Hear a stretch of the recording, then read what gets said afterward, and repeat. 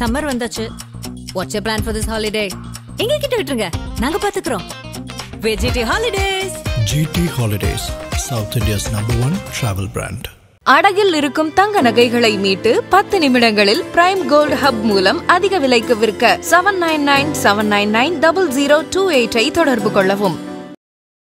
தமிழ்நாட்டை பொறுத்தவரையில anti BJP mind செட்ன்றது ஒரு ஓட்டை வந்து கன்சாலிடேட் பண்ணிட்டே இருக்காங்க திரும்ப. இப்ப திமுக கூட்டணி கட்சிகள் அதை அறுவடை செய்துட்டே இருக்காங்க. இந்த முறை எப்படி இருக்கும்? அமித்ஷாவினுடைய இந்த விசிட்டை ஒட்டியே நான் கேட்கிறேன் சார். போன ஏப்ரல் 11 நினைக்கிறேன் அவர் கடைசியா வந்தது. இப்போ வந்து இன்னைக்கு மே 8ஆம் தேதி வந்து இங்க திருப்பி இவ்வளோ ஷார்ட் பீரியட்ல ஒரு மாசத்துக்குள்ளாரே செகண்ட் விசிட் வராரு. அப்படிங்கும்போது தமிழ்நாடு வந்து அவங்களுடைய கோர் ஃபோக்கஸ்ல இருக்கிறதா தான் நான் பார்க்குறேன்.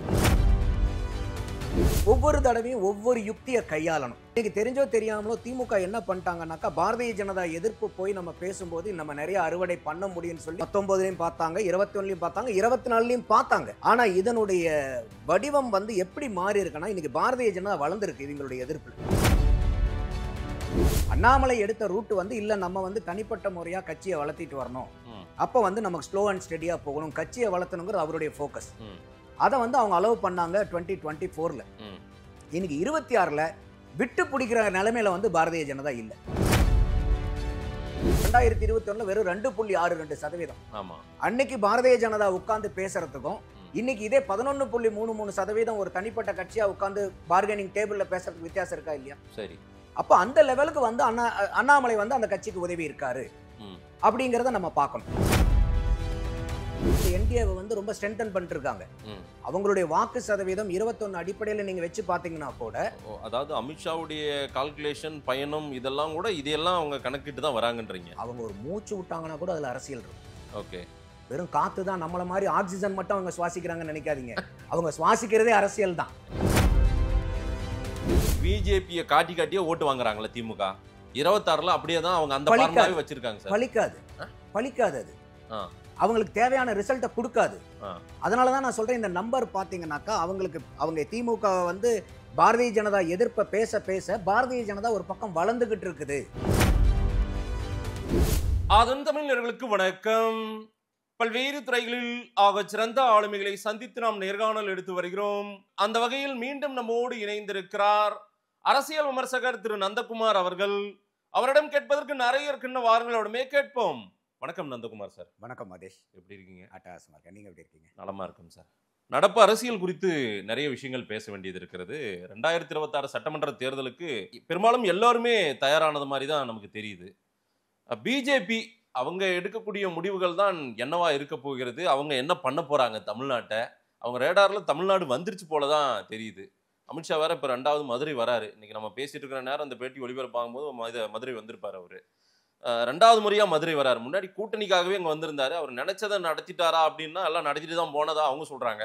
ஆனாலுமே அவரு சேர் எல்லாம் யாருக்கு போட்டாங்க, எல்லாரையும் உட்கார வைக்கணும்னு நினைச்சாங்க, அது நடக்காம தான் போச்சு.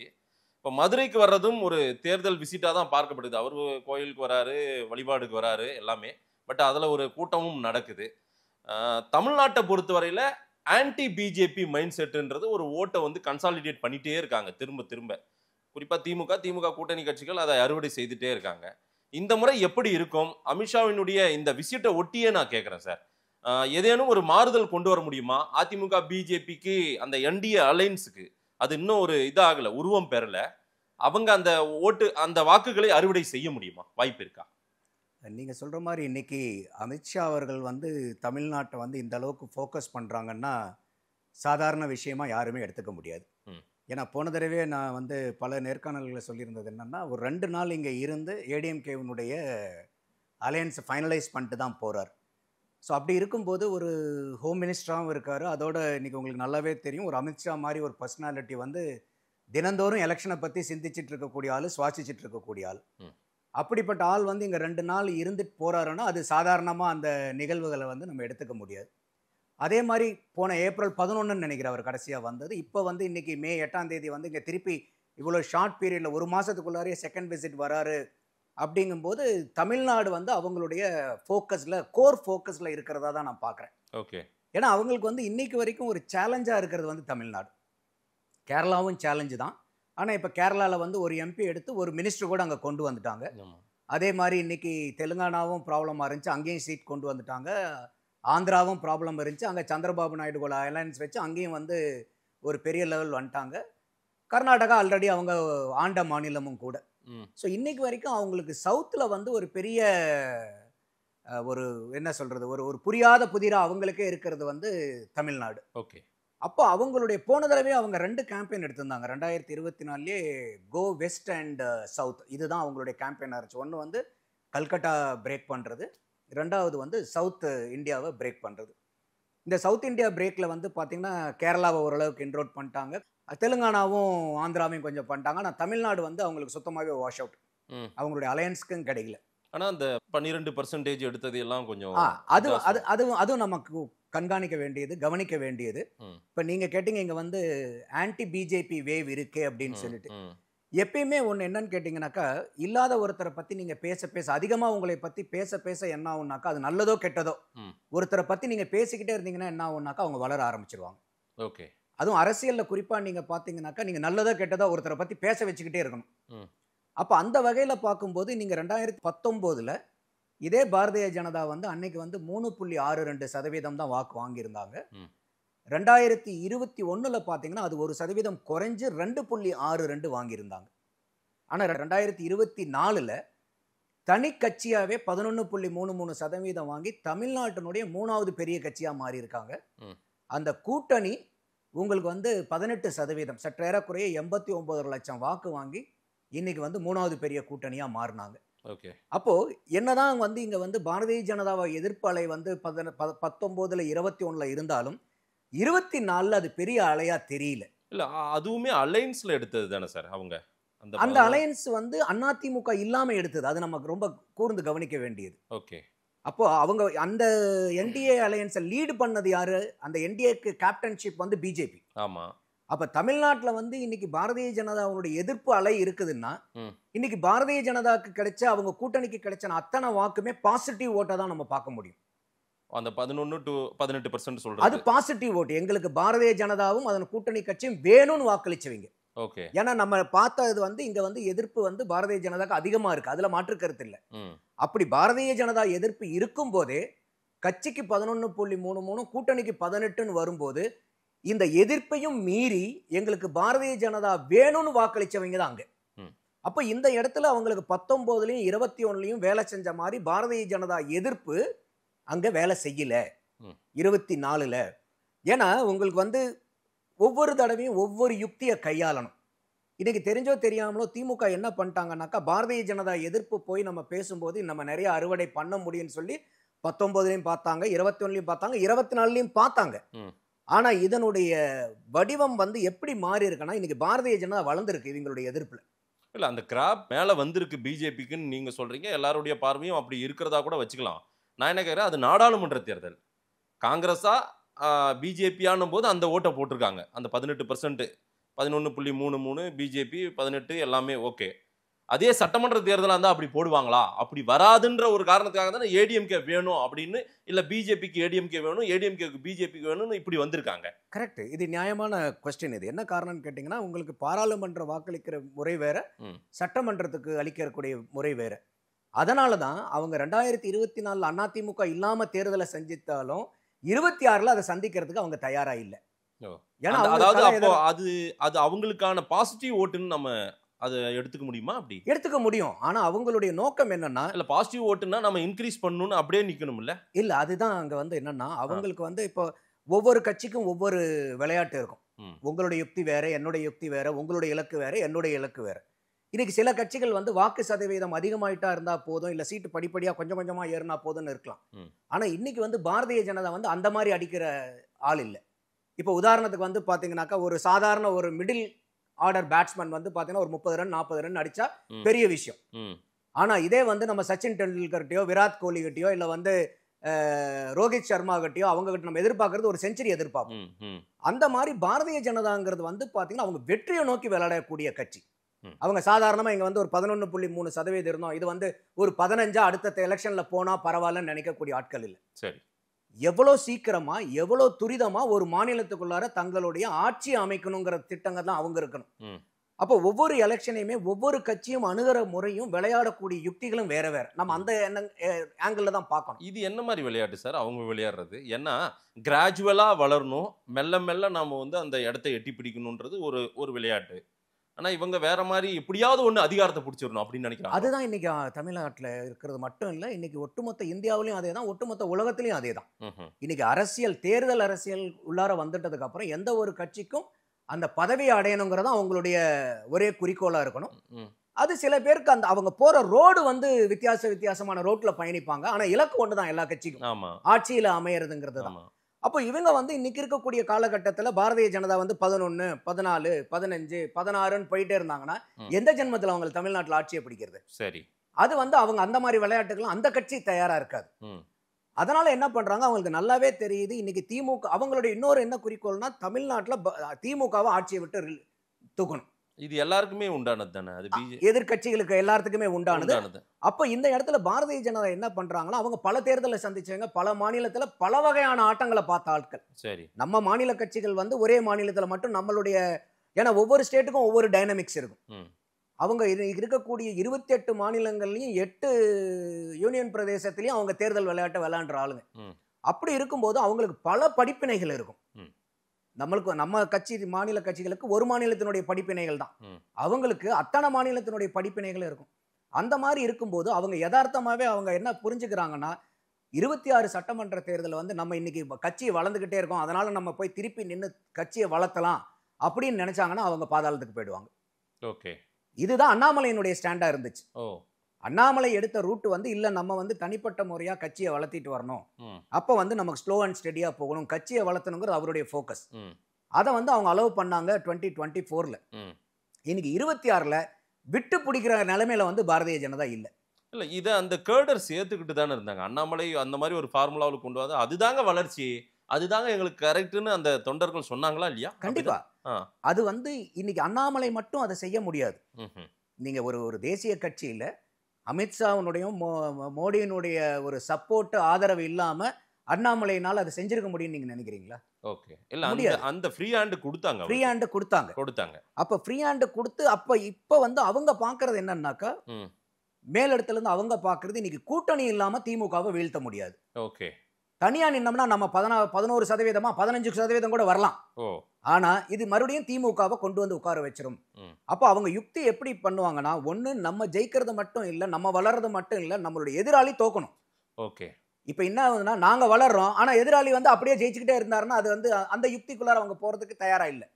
அவங்க ஸ்ட்ராட்டஜி வந்து இன்னைக்கு எதிராளியை பலகீனப்படுத்தி அவங்கள தோக்கடிக்கணும். அதுக்கு என்னென்ன யுக்திகள் இருக்குன்னு பார்க்கும்போது அவங்களுக்கு தெளிவாவே புரியுது, அதிமுக கூட ஒரு கூட்டணி வைக்காம திமுகவை வீழ்த்த முடியாது. ஏன்னா அவங்களுக்கு வந்து 2024 வந்து பாத்தீங்கன்னா 21% வாக்கு இருக்கு, கூட்டணி கட்சியோட சேர்த்து 23% வாக்கு. அதுவும் இல்லாம நீங்க அதிமுகவுக்கு கிடைச்ச இந்த 20% பாராளுமன்றத்துக்காக கிடைச்சது.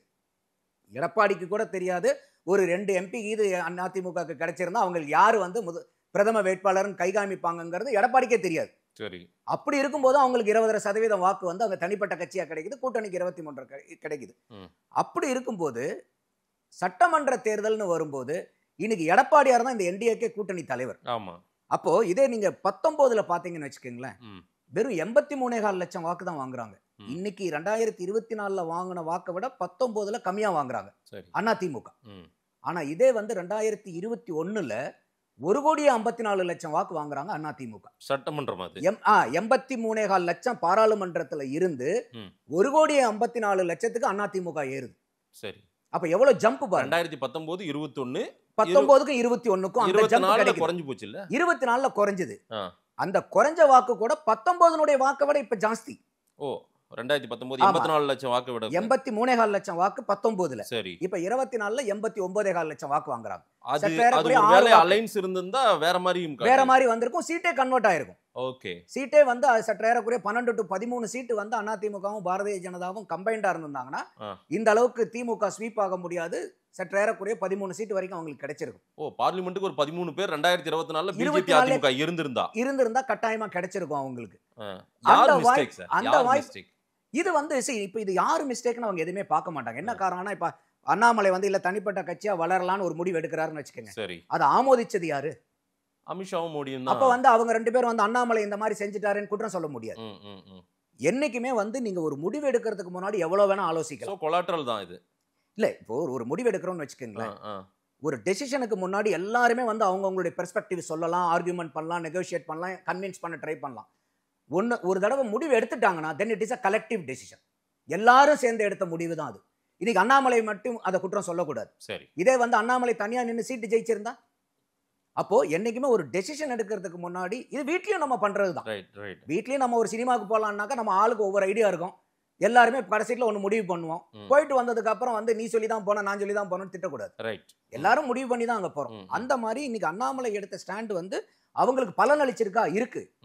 எந்த வகையிலனா கட்சியை வளர்த்து இன்னைக்கு தனிப்பட்ட முறையில 3வது பெரிய கட்சி அவர் கொண்டாந்து கொடுத்திருக்காரு உங்களுக்கு. சோ பார்கெனிங் பண்ற அளவுக்கான ஒரு பெர்சன்டேஜ் கொண்டு வந்து. ஆமா, இன்னைக்கு நீங்க ஒரு கூட்டணி போகும்போது கூட இப்ப அதிமுக கூட இப்ப இன்னைக்கு இவங்க அலையன்ஸ் வைக்கிறாங்கன்னா இன்னைக்கு என்டிஏக்குன்னு ஒரு 18% இருக்கு. ஆமா, அலையன்ஸோட இருக்காங்க அவங்க.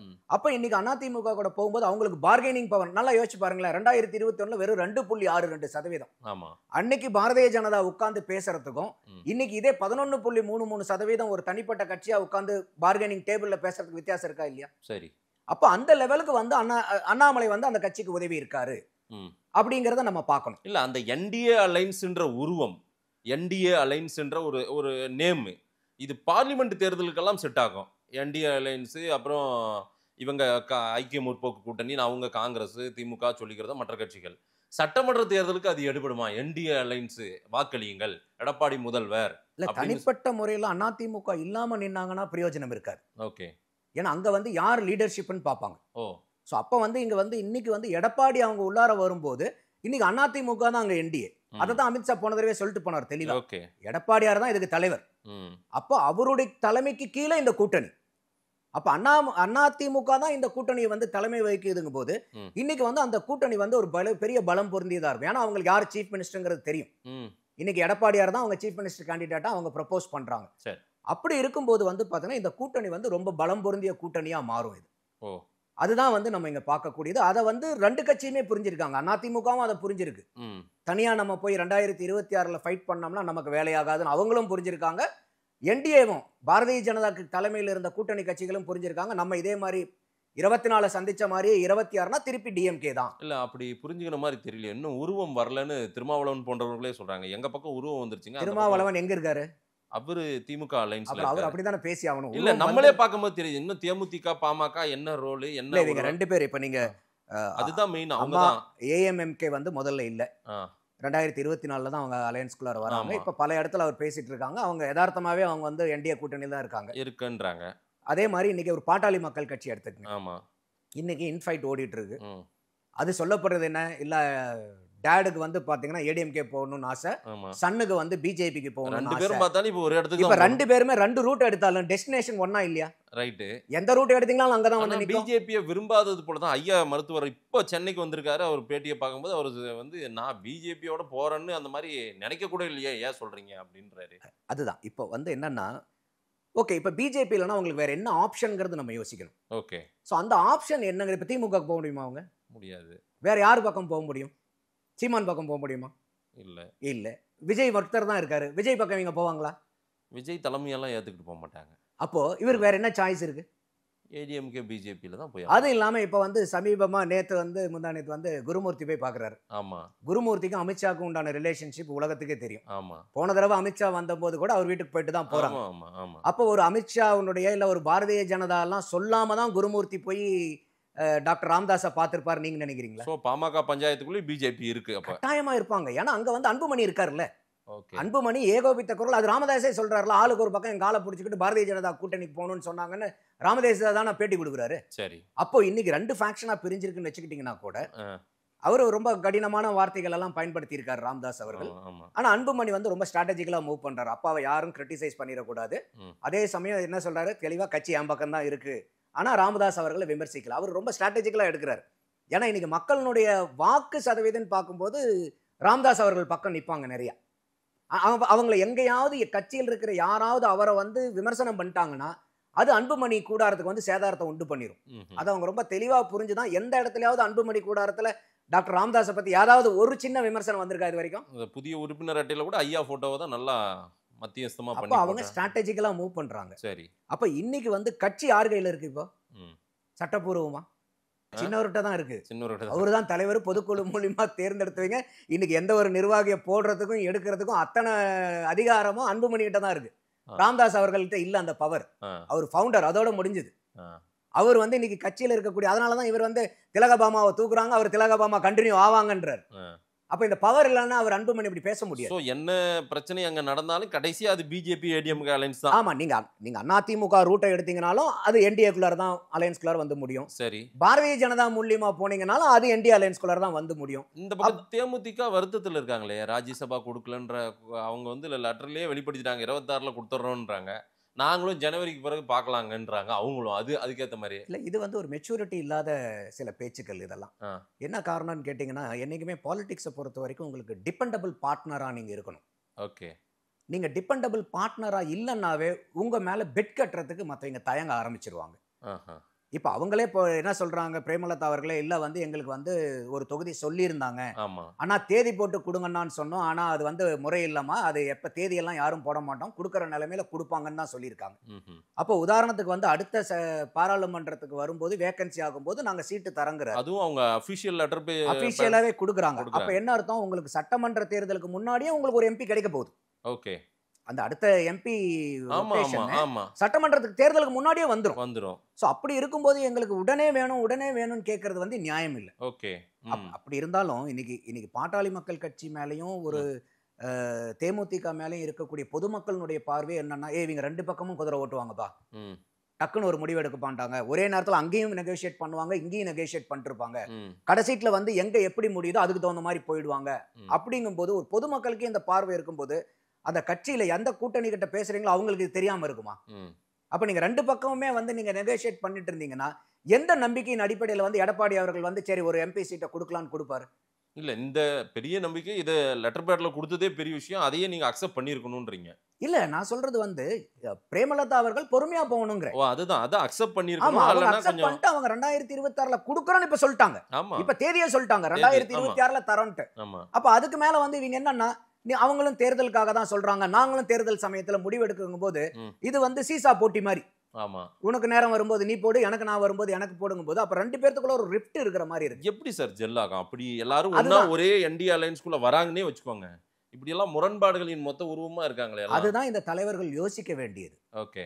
அவங்க வந்து சும்மா வந்து அவங்களுடைய பர்சனல் கோபதாபங்கள் எல்லாம் ஒரு தலைவரா இருக்கவங்க காமிக்க கூடாது. ஓகே.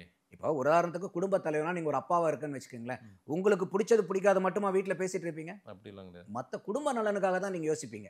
அது உங்களுக்கு உடன்பாடே இல்லாம இருக்கலாம், ஆனால் எடுக்கக்கூடிய முடிவு ஒட்டுமொத்த குடும்பத்துக்கும் பலன் தரணுங்கிறதா குடும்ப தலைவனுடைய கடமை. அந்த மாதிரி ஒரு கட்சி தலைவரா இருக்கிறீங்க தனிப்பட்ட முறையில உணர்ச்சி வயப்பட்டு இப்படி சொல்லிட்டீங்களா அப்படி சொல்லிட்டீங்களா எங்களுக்கு என்ன மாதிரி அப்படி பேசக்கூடாது. ஏன்னா அது வந்து ஒரு பெரிய லட்சோபக்கணக்கான மக்கள் தொண்டர்கள் உங்க ஒருத்தரை நம்பி உட்கார்ந்துருக்காங்க. அப்ப இருக்கும்போது கொஞ்சம் மெச்சூர்டான டிஸ்கஷன் இருக்கணும். அவங்களுக்கு ஏமாற்றங்கள் இருக்கலாம், ஏன்னா மனிதர்கள் தானே எல்லாமே. அந்த ஏமாற்றங்களை ஒரு ஃப்ரஸ்ட்ரேஷன் இப்படி வெளிப்படையா பேசக்கூடாது. சரி, இப்படி நீங்க ஒரு வெளிப்படையா பேசும்போது இப்ப நீங்களே கேக்குறீங்களா எப்படிங்க இது ஜெல்லாவும் கேக்குறீங்களா? அப்ப இந்த மாதிரி மத்தவங்க நீங்க நாளைக்கு சப்போஸ் என்டிஏக்கு நீங்க போறீங்க, இப்ப நீங்க திமுக பக்கம் போக முடியுமா? யாராவது எந்த கட்சியாவது திமுக பக்கம் போக முடியுமா? ஏன் சார் திமுகக்குள்ள போவாது? அங்க இருக்கிறதே ஜாம் பேக்ட் ஆல்ரெடி. சார் இன்னைக்கு திருமாவளவன் அவர்கள் இதே 6 சீட்டோட நின்றுவாருன்னு நினைக்கிறீங்களா? ஏன் அதுல எல்லாரும் இன்னும் வலிமை பெறணும்னு இன்னும் ஆளாளுக்கு ஒரு சீட்டு 2 சீட்டுன்னு அப்படி கொஞ்சம் எப்படி யாருடைய சீட் எடுத்து கொடுப்பீங்க அதை மட்டும் சொல்லுங்க. இன்னைக்கு திருமாவளவன் திமுகவோட பேக்கெட் சீட்லயே ஒரு 2 சீட்டு 3 சீட்டு எடுத்து கொடுக்க அப்படிப்பட்ட கட்சியா திமுக? நான் வீக் ஆனாலும் பரவாயில்ல, கூட்டணி கட்சிகள் ஸ்ட்ராங் ஆகணும்னு நினைக்கக்கூடிய கட்சியா? அப்பதான் இவங்களை இப்ப விஜய் வேற வந்திருக்காரு, அதெல்லாம் வந்து கண்ணு முன்னாடி வந்து போகும் இருக்குல்ல இருக்கு. ஆனா அவங்க என்ன சீமான் ஓட்ட பிரிப்பாரு எல்லாமே இருக்கும்போது சோ நம்ம எந்த அளவுக்கு இன்னும் வலிமை ஆகுறோம்ன்றத அப்ப அந்த வலிமை எப்ப அவங்களுக்கு வந்து அந்த வலிமையை நம்ம சீட்டை தியாகம் பண்ணணுங்கிற என்ன எப்ப வரணும்னா, ஐயோ நம்ம தோத்துட்டோம்னா என்ன பண்றோங்கிற பயம் வந்தாதானே அவங்க தியாகம் பண்ணுவாங்க சீட்டை. அப்ப நீங்க ஒன்னும் அங்க வந்து முரண்டுட்டு இருக்க மாதிரி இதே தான் திருமாவளவனும் பேசுறாரு, நான் எல்லா டோரையும் க்ளோஸ் பண்றேங்கிறாரு. ஆனா 10 சீட்டு கட்டாயம் வாங்கணுங்கிற எண்ணத்துல உட்காந்துட்டு இருக்காங்க. எப்படி வந்து எல்லா டோரையும் நான் சாத்திட்டேன் நீங்க எனக்கு 10 கொடுக்கணும் எப்படி கொடுப்பாங்க திமுக? உங்களுக்கு ஏதோ ஒரு ஆப்ஷன் ஓப்பனா இருந்தா தானே நீங்க வந்து நெகோசியேட்டே பண்ண முடியும். இது வந்து ஸ்ட்ராட்டஜிக்கலா ஒரு மிஸ்டேக் பண்றாரோன்னு நான் பாக்குறேன். இல்ல விஜய்ன்ற ஒரு பார்ட்டி தாவேக்கா வந்த பிறகாக அவங்க எல்லாம் கொஞ்சம் இந்த மாதிரி எல்லா டோரும் மூட்டோன்றதும் இன்னும் திமுக பக்கம் தான் இருக்குன்றதும் நாளைக்கு அது சிக்கல் வந்தால் நாளைக்கு ஃபேஸ் பண்ணிக்கலாம். ஏன்னா நமக்கு 2 ஆப்ஷன் இருக்கு அப்படின்ற எண்ணத்துல இருக்காங்க. கரெக்ட். அதை வந்து நீங்க என்ன பண்ணணும், எங்களுக்கு பல ஆப்ஷன்ஸ் இருக்குங்கிறத சொன்னீங்கன்னா தானே நீங்க நெகோஷியேட்டே பண்ண முடியும். ஓகே. நீங்க இல்ல நாங்க எல்லாத்தையுமே மூடிட்டோம், நாங்க யார் கூப்பிட்டாலும் போக மாட்டோம் சார், நாங்க உங்களோட தான் இருப்போம்னா எப்படி போய் நீங்க அவங்க கிட்ட உரிமையா கேட்க முடியும்? இல்ல அது சொல்லியே அவங்களால என்ன பெற வேண்டுமோ அதை பெற முடியாதா என்ன? பெற முடியும். ஆ. அதுக்குண்டான யுக்தி என்னங்கிறத நம்ம யோசிக்கணும். ஆ. இப்போ என்னைக்குமே வந்து பாத்தீங்கன்னாக்கா உங்களுக்கு வந்து டிமாண்ட் ஜாஸ்தியா இருக்குன்னு வச்சுக்கோங்களேன் ம், மார்க்கெட்ல. சீக்கிரமா கமிட் ஆயிடக்கூடாதுன்றீங்களா? சீக்கிரமா கமிட் ஆகக்கூடாது ஆமா பாலிடிக்ஸ்ல. ஆமா. அதுக்காக நீங்க அவநம்பிக்கை ஏற்படுத்தணுங்கிற அவசியம் இல்லை. ஆ. நான் இங்க போயிருவேன் அங்க போயிருவேன்னு சொல்லிட்டு இருக்கணுங்கிற அவசியம் இல்லை. ஆ. வெளிப்படையாவே தெரியுது இல்லையா, திருமாவளவன் அவர்கள் வந்து வாண்டட் பார்ட்டி அப்படின்னு சொல்லிட்டு ஆமா ஆமா. ஒரு பக்கம் அதிமுகவும் கூப்பிட்டு இருக்காங்க, ஒரு பக்கம் விஜயும் கூப்பிட்டு இருக்காங்கிற ஒரு பேச்சு இருக்கா இல்லையா? ம், ம். அப்படி இருக்கும்போது நீங்க மத்த பொதுஜன யூகத்துக்கே விட்டுற வேண்டியதான். நீங்க ஏன் போயிட்டு நான் இந்த கதையும் ஜாத்திட்டேன் அந்த கதையும் ஜாத்திட்டேன் நீங்க ஏன் சொல்றீங்க? ஐ திங்க் மருத்துவர் பெரியய்யாவுக்கும் இதே எண்ணம் தான் நினைக்கிறேன். சீக்கிரமா நாம ஏன் என்டி அலைன்ஸ்குள்ள போனோம், வெயிட் பண்ணுவோம், அந்த பார்கெனிங் கூட்டுவோம், கடைசி நேரம் அந்த 11th ஹவர்ல போய் சேருவோம் அப்படின்ற எண்ணமோ. அதாவது வந்து நீங்க வெயிட் அண்ட் வாட்ச் கேம் நல்லது. ஓகே. ஆனா நீங்க ஒரே நேரத்துல 2 பக்கமும் நீங்க நெகோஷியேட் பண்ணிட்டு இருந்தீங்கன்னா அது ஆபத்து. ஏன்னா இன்னைக்கு திமுகல நடக்கிறது அதிமுக தெரியாதுன்னு நினைக்கிறீங்களா? இல்ல அதிமுகல நடக்கிறது திமுகவுக்கு தெரியாதுன்னு நினைக்கிறீங்களா? தெரியும். இங்க இருக்கிற ஆளுங்க அங்க இருக்காங்க, அங்க இருக்கிற ஆளுங்க இங்க இருக்காங்க, எல்லா கட்சியிலும் எல்லா கட்சியினுடைய ஸ்லீப்பர் செல் இருக்கும். ஆமா. நமக்கெல்லாம் முன்னாடியே வந்து சிஎம் சட்டசபையிலே சொல்லிட்டாரு, உங்க எதிர்க்கட்சி தலைவர் எங்க போயிருக்காரு, யாரை பார்க்க போறாருன்னு தெரியும், அவர்கிட்ட இதையும் சொல்லிட்டு வாங்க அப்படின்ற அளவுக்கு சொல்லிட்டாங்க. எல்லாத்துக்கும் எல்லாம் தெரியும் எங்க என்ன நடக்குதுங்கிறது பூரா. அப்ப அந்த மாதிரி இருக்கும்போது நான் என்னுடைய ஒரே பாயிண்ட் என்னன்னா, ஒவ்வொரு கட்சியுமே ஒரு டிபெண்டபிள் பார்ட்னரா இருக்கணும். நீங்க எந்த கூட்டணிக்கு போனீங்கனாலும் அந்த மாதிரி இருக்கும்போது உங்களுக்கு வந்து இன்னைக்கு அவங்க யோசிக்கிறதுக்கும் வழி இருக்கு. நீங்க உடனே வந்து அவங்க கொடுக்கலன்னு சொன்ன உடனே நீங்க உடனே திமுகவை ஆதரிச்சு 4 ஸ்டேட்மெண்ட் பிரேமலதா அவர்கள். அப்ப அந்த மாதிரி பண்ணும்போது எப்படி அவங்க வந்து உங்களுக்கு உடனே சீட்டு கொடுக்கணும்னு நினைப்பாங்க? என்னப்பா நம்ம இந்த மாதிரி ஒரு அறிக்கையை கொடுக்குறோம் அபிஷியலா, அவங்க அதையும் மீறி இதை பண்றாங்கன்னா எப்படிப்பா இவங்க கூட டிராவல் பண்றது? நல்லா யோசிச்சு பாருங்க. போன இபிஎஸ் அப்படி நினைக்கிறவர் தான் எடுத்ததுமே. 2021 தேசிய முற்போக்கு திராவிட கழகத்தினுடைய வாக்கு சதவீதம் எவ்வளோ? 2021 0.4%. 0.5% கீழே. இன்னைக்கு நீங்க அதிமுக கூட போய் கூட்டணி சேர்ந்ததுக்கு அப்புறம் இன்னைக்கு 2.3%, 2.4% இருக்கீங்க. அதனால நீங்க வந்து பலன் அடைஞ்சிருக்கீங்க. அப்படி இருக்கும்போது நீங்க அதெல்லாம் யோசிக்கணும். ஓகே. அது இல்லாம இன்னைக்கு வரப்போற 2026 தேர்தல் வந்து அவ்வளவு சுலபமான ஆட்டம் இல்லை திமுகக்கு. அவங்க நினைக்கிற மாதிரிலாம் ஈஸி கேம் கிடையாது.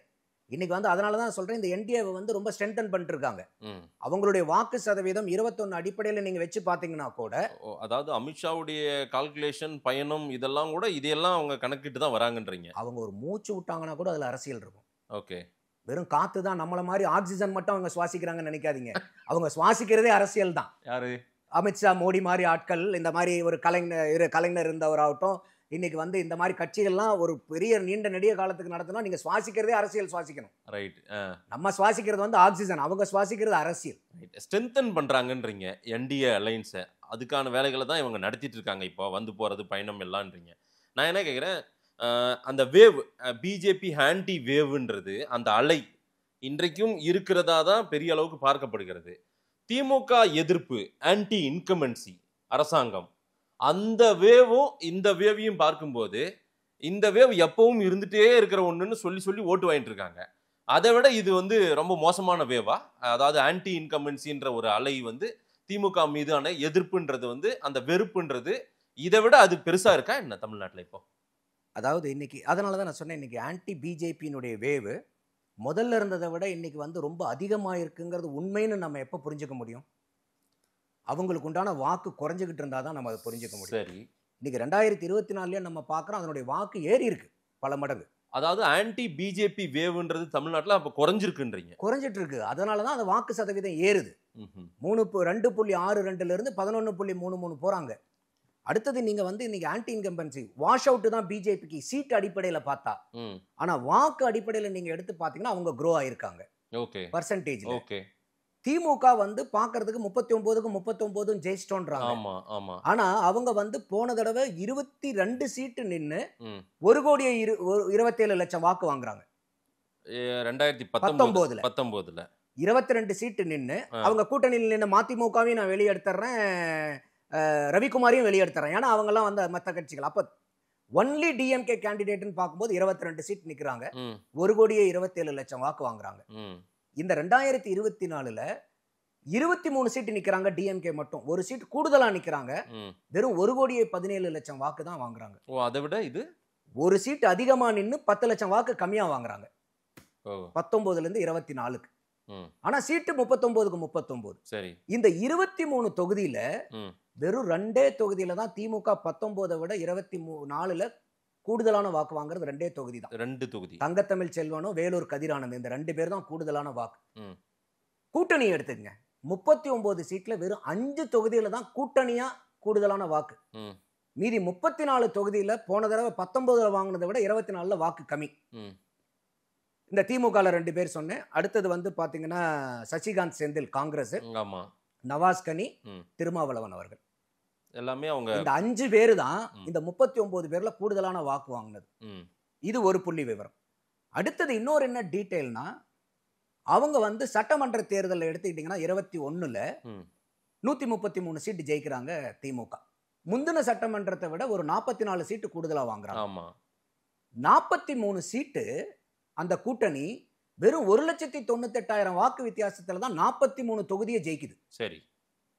10,000 வாக்குக்கு கீழே இருக்கக்கூடிய தொகுதிகளில் வெறும் 1,98,000 வாக்கு வித்தியாசத்துல 43 சீட்டு ஜெயிச்சிருக்காங்க. அப்போ 21ல வந்து அவங்க ஆட்சியை பறி கொடுத்திருந்தாலும் அதிமுக 66 சீட்டு ஜெயிக்கிறாங்க. மொத்தமா கூட்டணி 75 சீட்டு. 10 வருஷம் ஆன்டி இன்கம்பன்சி. ஜெயலலிதாவுடைய மறைவு, ஜல்லிக்கட்டு போராட்டம், நித்தம் போராட்டம். காலையில எந்திரிச்சோடனே ஆபீஸ் போலாம் வாங்குற மாதிரி எல்லாரும் எங்கடா போராட்டத்துக்கு போலாங்கிற அளவுக்கு ஒரு போராட்ட களமா நீங்க மாத்தி வச்சிருந்தாங்க தமிழக. எடப்பாடி ஆட்சியில ஒரு வருஷத்துக்கு 21,000 போராட்டம் நடந்ததா ஒரு ரிப்போர்ட் கொடுக்குறாங்க. அப்போ அவ்வளோ போராட்டத்துக்கு மத்தியில ஜெயலலிதாவுடைய மறைவுக்கு நடுவுல கட்சி வந்து நம்ம கூவத்தூர் கூத்தெல்லாம் நம்ம இதுல பார்த்தோம். இத்தான பிரச்சனைக்கு இடையில ஜல்லிக்கட்டு போராட்டம் பார்த்தோம். தமிழ்நாடு ஒட்டுமொத்த உலகத்தையே திருப்பி பார்க்க வச்சது போராட்டம். நீங்க சொல்ற மாதிரி ஒரே வருஷத்துல எத்தனாயிரம் போராட்டம். இத்தனையும் மீறி 66 சீட்டுங்கிறது சாதாரண விஷயமா? எடப்பாடி பழனிசாமி அதிமுக சாதாரண விஷயமான்னு கேக்குறேன். அப்போ இது வந்து நம்ம வந்து டெவில் லைஸ் இன் தி டீடைல்பாங்க. அப்ப நம்ம உள்ளார போய் ஆழமா பார்க்கும்போது அவ்வளோ பெரிய தோல்வி இல்லை எடப்பாடி அவர்களுக்கு. அப்படி பெரிய மார்ஜின் வித்தியாசம் எல்லாம் இல்லைன்றீங்க இவங்க. ஆனா 200+ன்னவங்க 234ன்றாரு சிஎம். அவரு ரொம்ப அதிகமாக தான் சொல்லிக்கிறாங்க. சொல்லணும், அப்படிதான் சொல்லணும். யாரா இருந்தாலும் நாங்கள் தான் அடுத்த ஆட்சின்னு எல்லாருமே சொல்லுவாங்க. நாளைக்கு கட்சி தொடங்குறவங்க கூட சொல்லுவாங்க. ஆனா அவங்க ரொம்ப இதா இருக்காங்களே, கான்ஃபிடென்ட்டா இருக்காங்களே. கான்ஃபிடென்ட்டா இருக்கிறதுல தப்பு இல்ல. ஆனா இவங்க ஓவர் கான்ஃபிடென்ட்டா பேசுறாங்க. கான்ஃபிடன்ஸ்க்கும் ஓவர் கான்ஃபிடன்ஸ்க்கும் ஒரு மயிரிலே தான் வித்தியாசம். ரைட். ஸோ அப்போ வந்து பாத்தீங்கன்னா ஓவர் கான்ஃபிடன்ஸ் வந்து அவங்களே வந்து சேதாரப்படுத்திடும். இல்ல சார், ஆன்டி இன்கம்பன்சி இல்லாதது போல தானே அவங்களுடைய பார்வையே இருக்குது முழுக்க. அவங்க அப்படிதானே சொல்லுவாங்க. இன்னைக்கு ஆன்டி இன்கம்பன்சி இல்லையா? இன்னைக்கு ஆன்டி இன்கம்பன்சி இல்லையா? இன்னைக்கு ஆனா இந்த ஆன்டி பிஜேபி வேவ் வச்சு எடுத்துறாங்களே, அறுவடை பண்ணிடுறாங்களே. அது முடியாதுன்னு சொல்றேன். அதனால தான் சொல்றேன் 19ல கிடைச்ச வெற்றி 21ல கிடைச்ச வெற்றி 24ல அவங்களுக்கு அந்த அளவுக்கு கிடைக்கலங்கறேன். நான் நேரடியா கேட்றேன். பிஜேபியை காட்டியே ஓட்டு வாங்குறாங்களே திமுக. 26ல அப்படியே தான் அவங்க அந்த பார்வையை வச்சிருக்காங்க சார். பலிக்காது அது. அவங்களுக்கு தேவையான ரிசல்ட்டை கொடுக்காது. அதனால தான் நான் சொல்றேன், இந்த நம்பர் பாத்தீங்கன்னாக்கா அவங்க திமுக வந்து பாரதிய ஜனதா எதிர்ப்ப பேச பாரதிய ஜனதா ஒரு பக்கம் வளர்ந்துகிட்டு இருக்குது. ஓகே. அப்போ இது என்னன்னா, இன்னைக்கு பாரதிய ஜனதா வளர்ந்ததுக்கு ஒரு பெரிய காரணம் திமுகவா ஆயிட்டாங்க. இப்போ பாரதிய ஜனதாவுடைய வேலைப்பாடுகள் 50%னா 50% அந்த வளர்ச்சிக்காக பாரதிய ஜனதா வேலை செஞ்சிருக்குன்னா மீதி 50% திமுக கொடுத்த வளர்ச்சி. அது திமுக பிஜேபி வளர்த்து விட்டுருக்கு. அதுதான் இன்னைக்கு யதார்த்தமான நிலைமை. அப்போ ரொம்ப கஷ்டம் இது. அவங்க அதாவது வந்து ஒவ்வொரு தேர்தலையும் ஒவ்வொரு யுக்தி இருக்கணும், ஒவ்வொரு நேரேட்டிவ்ஸ் இருக்கணும், ஒவ்வொரு ப்ராபகண்டா செட் பண்ணணும். நீங்க அதே அரைச்சமாவே நீங்க அரைச்சிட்டு இருந்தீங்கன்னு வச்சுக்கீங்களேன், பெரிய ரிசல்ட் கிடைக்காது. அவன் கெட்டவன் என்னடா ஜனம், நீ அவனை போய் கெட்டவன் சொல்லுங்க, நீ நல்லவனா முதல்ல, அவ்வளவுதான் அப்படின்னு. அப்போ இதெல்லாம் வந்து அவங்க கூர்ந்து கவனிக்கணும். ஓகே, அவங்களுக்கு ரிசல்ட் கொடுத்துச்சு, அதையே நீங்க வந்து இழுத்துக்கிட்டே இருந்தீங்கன்னா ஒரு தங்க முட்டையிடுற வார்த்தை வந்து நீங்க வைத்து அறுத்துட்டீங்கன்னா முட்டை கிடைக்குதேன்னு அந்த தங்க முத்து அர்த்த வார்த்தை கதையா தான் இங்க பண்ணிட்டு இருக்காங்க. இப்போ எல்லாத்துக்கும் பிஜேபி காரணம், எல்லாமே பிஜேபின்னா கடைசியில வந்து இப்ப உதாரணத்துக்கு வந்து தமிழ்நாடு வந்து பிஜேபி வந்தா, இப்ப நான் கேட்கறது இந்தியாவை இன்னைக்கு யார் ஆள்றா? பிஜேபி தான். இந்தியாவே அவங்க தானே ஆள்றாங்க. 11வது வருஷம் ஆள்றாங்க. இன்னமும் பாரதிய ஜனதா வந்து எங்கேயோ வந்து ஒரு வெளி அயல் நாட்டுல இருக்கிற ஒரு கட்சியாவும் ஐயோ அவங்களை இங்க விட்டுட்டா என்ன ஆகுதுங்கிற மாதிரி. இன்னைக்கு மத்திய அரசாங்கத்தில் உங்களுக்கு பிடிக்குதோ இல்லையோ அவங்க தானே இன்னைக்கு மத்தியில் ஆளக்கூடிய கட்சி. அப்ப இன்னைக்கு ஒட்டுமொத்தமா அவங்க 12-13 மாநிலத்தை ஆண்டுகிட்டு இருக்காங்க. ஒட்டுமொத்தமா பாரதத்தை 11 வருஷமா ஆண்டுகிட்டு இருக்கும் போது நீங்க பாரதிய ஜனதா உள்ளார வந்துச்சுன்னா தமிழ்நாடே அவ்வளவுதான்னா இன்னைக்கு மொத்தமா இந்தியாவே அவ்வளவுதான் முடிஞ்சிருக்கணும்ல. இவங்க சொல்ற வார்த்தை அந்த மாதிரி இருந்துச்சுன்னா இந்தியாவே இன்னைக்கு அழிஞ்சு போயிருக்கணும் இல்லையா? கரெக்டா இல்லையா என்னுடைய வாதம்? அப்ப அந்த மாதிரி இருக்கும்போது இன்னைக்கு தமிழ்நாடும் இந்தியாக்குள்ளார தானே இருக்கு. இல்ல நாங்க அந்த தடுக்கும் அரணா இருக்கோம், நாங்க பாதுகாக்கிறோம் அவங்க கிட்ட இருந்து அப்படின்றாங்க. அது வந்து இவங்க வைக்கக்கூடிய நேரேட்டிவ். இந்த நேரேட்டிவ் 19ல வேலை செஞ்சது, 21ல சில அளவுக்கு வேலை செஞ்சது, 24ல இது வேலை செய்யல, இன்னும் 26ல இது அதை விட அது வந்து வீக் ஆகும். ஏன்னா இப்ப இன்னைக்கு வந்து இவங்க பேசுறது வந்து மாநில சுயாட்சி பேசுறாங்க. ஏன்னா இன்னைக்கு அந்த டர்ன் எடுத்துட்டாங்க அவங்க. ஏன்னா இனிமேலும் வந்து பாத்தீங்கன்னா இவங்க வாக்குறுதியை கொடுத்தெல்லாம் பண்ண முடியாது. நீங்க சொன்ன மாதிரி கொடுத்த வாக்குறுதியை காப்பாத்தலங்கிற ஆன்டி இன்கம்பன்சி இவங்க கிட்ட பயங்கரமா இருக்கு. இல்ல சார், கடந்த காலங்களில் அதிமுகவை திமுக எப்படி விமர்சிக்கும், திமுகவை அதிமுக எப்படி விமர்சிக்கும்னா நேரடியாக விமர்சிப்பாங்க. இப்போவுமே அவர் ரிமோட்டுங்க, அதாவது பிஜேபி எடப்பாடி இயக்கிற ரிமோட் வந்து பிஜேபிங்க அப்படின்னு இப்ப பேசுறாரு ஆர்எஸ் பாரதி. நல்லா யோசிச்சு பாருங்களேன். மறுபடியும் பிஜேபி தான் கொண்டு வந்து அங்க முன்னிலை. அது வந்து அவங்களுக்கு ஆபத்தா முடியுங்கிறதா என்னுடைய பார்வை. திமுகவுக்கு ஆபத்தா முடியும். இப்ப ஒண்ணு இல்லை, எடப்பாடி அமித்ஷா இங்க இருந்து கூட்டணி இப்ப அனௌன்ஸ் பண்றதுக்கு அமித்ஷா இங்க வந்தாரு, எடப்பாடி டெல்லி போனாரு. அவர் போய் அங்க சந்திப்பெல்லாம் நடந்துட்டு இங்க வந்து தான் கூட்டணி எங்க வந்துச்சு, இங்க தான் சொன்னாங்க. எவ்வளவு நேரம் கழிச்சு நடந்துச்சு? அதுவும் காலையிலேயே 11 மணிக்கு நடக்க வேண்டியது சாயந்தரம் 4:30-5 மணிக்கு நடந்தது. எதனால நடந்துச்சு அப்படி? பல விஷயங்கள் இருந்தது அதுல. அப்ப எடப்பாடி என்ன நீங்க சும்மா சாதாரண ஆளு, இவர் வந்து அமித்ஷா வந்து அப்படின்னா அவர் பயந்துக்குவாருன்னு இவங்க சொல்ற வாதத்தை எங்கேயாவது ஏத்துக்க முடியுமா? அதை அமித்ஷா அவ்வளவு வேலையை விட்டுட்டு வந்து இங்க 2 நாள் உட்கார்ந்து இருந்து 2வது நாள் தான் அங்க வந்து அனௌன்ஸ்மெண்ட் பண்ணிட்டு போறாங்க. நீங்க சாதாரணமா எடை போட முடியுமா எடப்பாடி அவர்களை? சரி, நீங்க எந்த ஒரு அரசியல் தலைவர், அதாவது நீங்க வந்து ஒரு போட்டி, இது வந்து ஒரு போட்டி, எந்த ஒரு டோர்னமெண்ட்லயும் நீங்க ஆப்போனண்ட்டை அண்டர் எஸ்டிமேட் பண்ணீங்கன்னா அது உங்களுக்கு தான் ஆபத்து. ஆப்போனண்ட்டை நீங்க அவங்களுக்கு உண்டான வேல்யூவை கொடுத்து அதுக்கு உண்டான நீங்க ஸ்ட்ராட்டஜி டெவலப் பண்ணீங்கன்னா நீங்க சொல்ற மாதிரி ஆப்போனண்ட் வீக்கா இருந்தா கூட உங்களுக்கு ஜெயிக்கிறது ஈஸி ஆயிரும். ஆனா நீங்க கணிக்கிறதே ஆப்போனண்ட் ஒண்ணுமே இல்லைன்னு சொல்லிட்டு இருந்தீங்கன்னா அப்ப வந்து நீங்க எடுக்கக்கூடிய யுக்தி உங்களுக்கு மோசமான யுக்தி ஆயிரும். அப்ப ஆப்போனண்ட் உண்மையாலுமே அங்க ஸ்ட்ராங்கா இருந்தாரா அந்த யுக்தி பலன் அளிக்குமா? இவங்க சொல்றது வந்து மாநில உரிமை, மாநில சுயாட்சி, அதுதான் இவங்களுடைய நேரேட்டிவ். நான் கேட்கிறேன், இப்ப சட்டமன்றத்தில் கூட ஸ்டாலின் அவர்கள் பேசினார், 3 கமிட்டியை பேசினார். என்னென்ன கமிட்டி? ஒன்று வந்து பூஞ்சி கமிட்டி சொன்னார், சர்க்காரியா கமிட்டி, அடுத்தது வந்து ராஜமன்னார் கமிட்டி. இந்த 3 கமிட்டியும் வந்து பார்த்தீங்கன்னா ஆயிரக்கணக்கான பக்கங்களில் ரெக்கமெண்டேஷன் கொடுத்தாங்க, ஒரு மாநில மத்திய உறவை பாதுகாத்துக்கிறதுக்கும் மாநில சுயாட்சியை வந்து மேம்படுத்துறதுக்கும். ஆனால் இது ஒன்று கூட நிறைவேற்றலை, இதுக்கு எனக்கு பெரிய ஏமாற்றமாக இருக்குன்னு சொன்னார் சட்டசபையில்.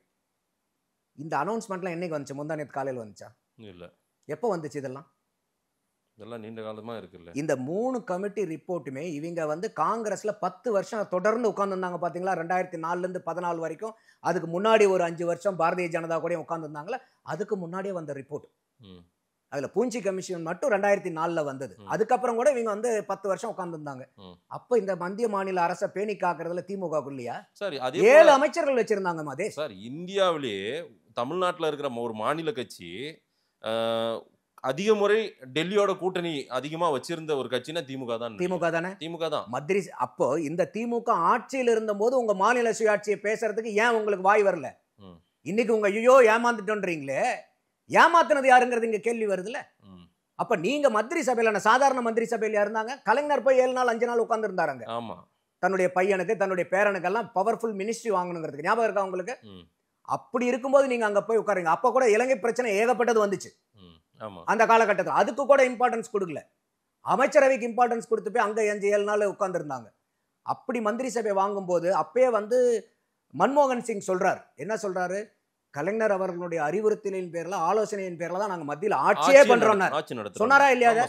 அப்ப அந்த அளவுக்கு உங்க பேச்சை கேட்டுதான் நாங்க ஆட்சியே நடத்துறவங்க கிட்ட. அப்ப நீங்க மாநில சுயாட்சி எங்களுக்கு முக்கியம் சொல்லியிருந்தீங்கன்னா அதை செஞ்சு கொடுத்துருக்க மாட்டாங்களா? அப்ப இதெல்லாம் இப்ப நமக்கு தெரியறது பூரா இன்னைக்கு தேர்தல் நேரத்துல பேச மாட்டாங்க மக்கள். சோ மக்கள் இதெல்லாம் பார்த்துட்டு தான் இருக்காங்க, கட்டாயமா பார்த்துட்டு இருப்பாங்கல்ல. இனி இந்த பிஜேபி பூச்சாண்டி எல்லாம் வேலைக்கு ஆகாது. இப்ப நீட்டு எதிர்ப்புங்கிறீங்க, நீட்டை கொண்டு வந்தது யாரு? எந்த பீரியட்ல வந்தது? காங்கிரஸ் காலத்துல. அப்ப அதுல சுகாதாரத்துறை இணை அமைச்சரா இருந்தது யாரு? காந்தி செல்வம். இதே காந்தி செல்வம் நாமக்கல்காரர், திமுக காரர் உட்கார்ந்து இருந்தார். அப்ப இவங்க கொண்டு வந்துருவாங்க, இவங்க கொண்டு வந்த திட்டத்தையே வந்து இவங்களே எதிர்ப்பாங்களா? அப்ப இதுக்கு வந்து மக்கள் வந்து அதை நம்பணும்னு எதிர்பார்க்குறாங்களா? இன்னும் குறிப்பா மாதேஷ், இன்னைக்கு வந்து பொதுமக்கள் எல்லாத்துக்குமே தெரிஞ்சுக்க வேண்டியது, இன்னைக்கு இருக்கக்கூடிய நீட் வடிவம், நீட்டு வந்தது என்னமோ அரக்கனா தான் வந்துச்சு. ஆனா இன்னைக்கு எடப்பாடியார் அவர்கள் வந்து உள்ளொதுக்கீடு 7.5% கொடுத்தாரு பாருங்க. அதன் மூலியமா இந்த நீட்டு வந்து ஏழை மாணவர்களுக்கு, அரசாங்க பள்ளி மாணவர்களுக்கு தேவையதையா மாறிடுச்சுங்கிறது என்னுடைய பார்வை. நான் இதை 2020 செப்டம்பர்லயே நான் என்னுடைய பிளாக்ல கட்டுரை எழுதியிருக்கேன். 2 கட்டுரை எழுதியிருக்கேன். ஒன்னு அனிதா மரணிச்ச போது அவங்களுக்கு போய் அவங்களுடைய உடலுக்கு பூத உடலுக்கு மாலை அணிவிச்சிட்டு வந்து நீட்டை எதிர்த்து எழுதினேன். இந்த 7.5% உள்ளொதுக்கீடு கொடுத்ததுக்கு அப்புறம் இந்த நீட்டை ஆதரிச்சு எழுதினேன். அப்போ என்னன்னா இன்னைக்கு வந்து சற்றேறக்குரிய 13,800 மெடிக்கல் சீட் இருக்கு. இந்த 7.5% உள்ளொதுக்கீடுங்கிறது சற்றேறக்குரிய 650 சீட்டு. இந்த 650 எல்லாமே ரிசர்வேஷன்ல ஹரிசாண்டல் இது ரிசர்வேஷன் இது. அப்ப இந்த அரசாங்க பள்ளியில படிக்கக்கூடிய மாணவர்களுக்கு இந்த 7.5% உள்ளொதுக்கீடுங்கிறது ஸ்டாண்ட் அலோன் அவங்க கொடுத்தே ஆகணும். அப்ப 650 மாணவர்கள் இதுல படிக்கிறதுக்கு வாய்ப்பு இருக்கு. அதுவும் இலவசமா 5 பைசா இல்லாம. இன்னைக்கு வரைக்கும் நீட்டுன்னு பூச்சாண்டி சொல்லிட்டு இருக்கிறதுன்னா ஐயோ ஏழை மாணவர்களுக்கு என்ன ஆயிடும், அரசாங்க பள்ளி மாணவர் இதை தானே நீங்க பேசிட்டு இருக்கிறீங்க. இன்னைக்கு அரசாங்க பள்ளி மாணவர்கள் ஏழை தாய்மார்களுக்கு இது தெரிஞ்சதுன்னா இது அவங்க எதிர்க்கவே மாட்டாங்க. அதுவும் இல்லாம திமுக 2021 தேர்தல் வாக்குறுதி கொடுக்குறாங்க, நம்பர் 332. நாங்க ஆட்சிக்கு வந்தா இந்த 7.5% 10% ஏத்தி கொடுப்போம்னு சொல்லியிருக்காங்க சொன்னாங்க. நீங்க நீக்க வேண்டாம், அந்த 2.5% ஏத்தி கொடுத்தீங்கன்னா இன்னும் ஒரு 200 பேர் ஃப்ரீயா போயிருப்பான் அரசாங்க பள்ளி மாணவர். அப்ப நீங்க 5 வருஷம்னா வருஷத்துக்கு 200 பேர்னா 1000 பேர் ஏழை மாணவர்களுடைய இதுல நீங்க எவ்வளவு சதித்திட்டம் பண்ணிருக்கீங்க.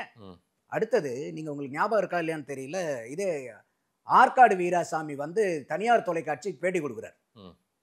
தனியார் தொலைக்காட்சிக்கு பேட்டி கொடுக்கும்போது கலைஞரை பத்தி பேச்சு வருது. அப்ப வந்து அவர் கூப்பிடுவார். அப்ப பொருளாளராக இருந்தனால எனக்கு உடனே கட்சிக்கு வந்து நிதி வேணும்பான்னு கேட்பாரு. நான் உடனே போறது வந்து எம் ராமசாமி கிட்ட தான் போவேன். அவர்கிட்ட போனோன்னு அவர் கேட்பாரு, நீங்க இந்த மெடிக்கல் அட்மிஷனுடைய எங்கெங்க சீட்டு போடுறீங்களோ அந்த அட்மிஷன் சீட்டை கொடுங்க அப்படின்னு கேட்பாரு எங்கிட்ட. எதுக்குங்க நீங்க இதை கேட்குறீங்கன்னு கேட்பேன். இல்லை நாங்கள் இந்த சீட்டில் கவர்மெண்ட் கோட்டாவில் செலக்ட் ஆவீங்கள பூரா நாங்கள் ஃபர்ஸ்ட் அட்மிஷன் போட்டுருவோம்.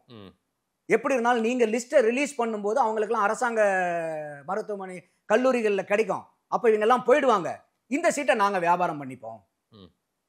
நல்லா யோசிச்சு பாருங்க, இது எவ்வளோ பெரிய ஊழல் இல்லையா? அது ஊழலா இல்லையா மாதேஷ் இது? அப்போ இப்போ இவங்க நீட்டை ஏன் எதிர்க்கிறாங்கன்னு இப்போ புரியுதா? அப்போ நீங்கள் அரசாங்க கல்லூரியில் கிடைக்கக்கூடிய மாணவர்களை டூப்ளிகேட்டாக இங்கே அட்மிஷன் போட்டு லிஸ்ட் வந்து தெரிஞ்சே போடுறது இங்க.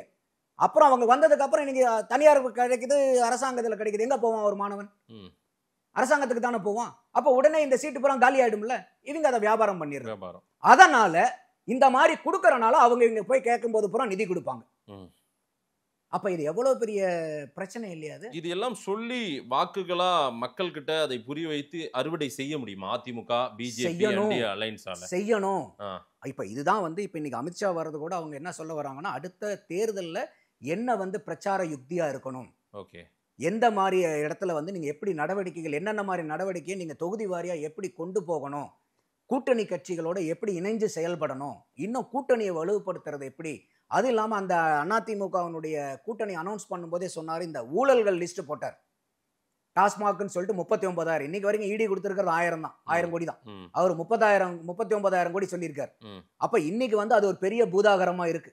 அப்ப இவ்வளவு ஊழல் பட்டியல்லாம் அவங்க சாதாரணமா விட மாட்டாங்க. அவங்க அதை பூரா இன்னைக்கு எலெக்ஷன் நடக்கிற வரைக்கும் ஃபுல்லா அது ப்ராபகண்டால வரும். அப்போ அதனாலதான் நான் சொல்றேன், இன்னைக்கு அமித்ஷா வந்துட்டு போறதை வந்து சாதாரண விசிட்டாலாம் எடுத்துக்கவே முடியாது. அதை அவர் அப்படிப்பட்ட ஆளும் கிடையாது. அப்ப அந்த மாதிரிலாம் இருக்கும்போது இன்னைக்கு இவ்வளவு பிரச்சனைகள் திமுகவை சுத்தி இருக்குது. நீங்க வெறும் இப்படிப்பட்ட சூழ்நிலையில நீங்க வந்து வெறும் பாரதிய ஜனதாவை இப்பயும் நாங்க எதிர்த்துட்டோம்னா உடனே மக்கள் பூரா எங்களுக்கு ஓட்டு போட்டுருவாங்கிறதுல இப்ப மக்கள் என்ன நிலைமைக்கு வந்துருவாங்க, என்ன எதிர்த்தாலும் இவர் பாரதிய ஜனதா வச்சா அவங்க தான் வந்து ஒரு வருஷம் ஆண்டு போட்டுமையான்ருவான் மக்கள். சரி, அதனாலதான் சொல்றேன், இது உங்களுக்கு பேக் ஃபயர் ஆயிடும். இந்த திமுக தயவுசெய்து யோசிக்கணும். இதை உங்களால கட்சியை வளர்த்து விட்டீங்க, நீங்க மறுபடியும் அதே தப்பி பண்ணி ஆட்சியில உட்கார வைக்க போறீங்க பிஜேபி. ஆமா, இப்ப அந்த கூட்டணி என்டிஏ வந்துச்சுன்னா அப்ப என்ன ஆகும் நினைக்கிறீங்க? அது பிஜேபி வந்த மாதிரி தான் கண்டிப்பா அதுல வந்து ஏதோ ஒன்று இருக்கணும். ஏன்னா இது வந்து அந்த நிருபர்களும் கேட்கறாங்க, மந்திரி சபையில நீங்க உட்காருவீங்களா அப்படின்னு கேட்கறாங்க. இல்ல இதெல்லாம் எலெக்ஷனுக்கு அப்புறம் தான் பார்க்க முடியும். இன்னைக்கு தேர்தலில் என்டிஏ கூட்டணி அதிமுக கூட அதிமுக தான் இதனுடைய லீடர் அப்படிங்கறது மட்டும் போட்டிருக்காரு. நாளைக்கு சீட்டு இவங்க பார்கெயின் எப்படி பண்றாங்கிறது தெரியாது, கூட்டணி சீட்டு. அப்ப இவங்களுக்கு ஒரு அதிகமான சீட்டு கிடைச்சு கொஞ்சம் அதிகமான எம்எல்ஏக்கள் இருந்து, உதாரணத்துக்கு சொல்றேன், இன்னைக்கு வந்து ஒரு பாரதிய ஜனதாவுடைய சப்போர்ட் இல்லாம இன்னைக்கு ஒரு எடப்பாடியார் அவர்களால ஒரு ஆட்சி அமைக்க முடியாத ஒரு சூழல். இது எல்லாமே ஒரு ஹைப்போதெட்டிக்கல் சிச்சுவேஷன் தான். இருந்துச்சுன்னா அன்னைக்கு யாரா இருந்தாலும் எடப்பாடியார் சிச்சுவேஷன்ல எங்களுக்கு பங்கு கொடுத்துதான் அவன் ஆட்சியில. அப்போ இத்தனை புகழுக்கும் வந்து பாத்தீங்கன்னா காரணம் யாரோ வருவாங்க, திமுக தான். திமுக. அப்போ எப்பயுமே நீங்க வந்து ஒரே இதை சொல்லிட்டு இருக்கும்போது அதுக்கு பலன் இல்லாம போயிடும். ஸோ அமித்ஷா வருகை, அதே போல தமிழ்நாட்டில் பாஜகவின் அலை, அந்த எதிர்ப்பு அலைன்றது எப்படி இருக்கு, அந்த எதிர்ப்பு அலையை இன்னைக்கு வந்து ஒரு பாசிட்டிவா பிஜேபிக்கே கொண்டு போய் சேர்த்துட்டு இருக்கிற வேலையை திமுக பண்ணிட்டு இருக்கிறதா நீங்க ஒரு டேட்டாவோட சொல்றீங்க. மக்கள் என்ன சொல்றாங்கன்னு பார்க்கலாம். நேரில் வந்து நேரம் கொடுத்து பேசியமைக்கு நன்றி நந்தகுமார் சார். நன்றி மாதே.